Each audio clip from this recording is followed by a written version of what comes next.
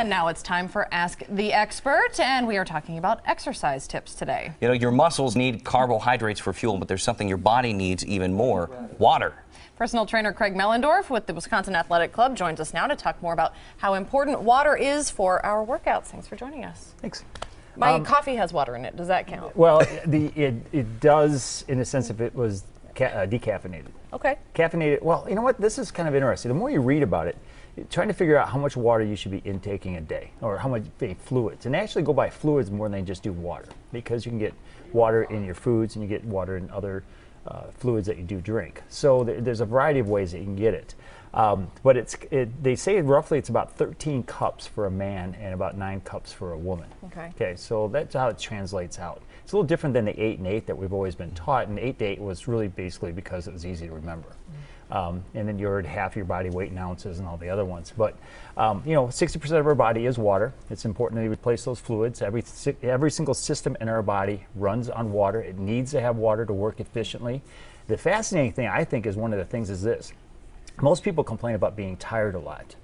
And a lot of times, it's probably because people are dehydrated as much as anything else. And a couple things that happen with the system, you know, if your body's just 2% dehydrated, your metabolism can slow down by as much as 10%.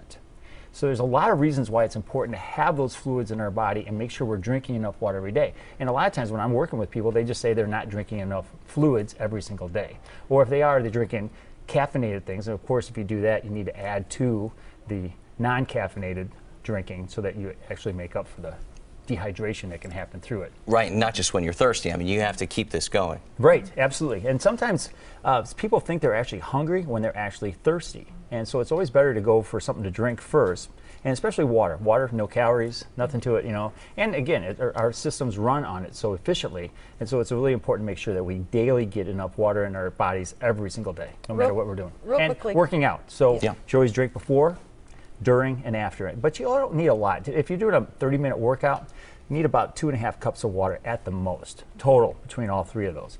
But if you're going into start things, you know, marathon training, you know, triathlons, things like that, of course, then you got to replace fluids in a different capacity. All right. Greg, thank you so much for joining us. Sure. Thanks a lot, Craig. Oh, did they show the calculator? Because I wanted to point that out real quick. I don't know if we got a second or not. But there was a website that you can go to, and actually it asks you different questions. Okay, there it is. If you go to it, it'll ask you questions like how much do you weigh? Are you breastfeeding? Are you sick? Are you in high altitudes? All those different questions. So there's 9 different questions to go through, and then it'll roughly tell you how much water you should be drinking based on that. So I thought it was pretty good. That it's a good one for everyone to just be able to use and go to.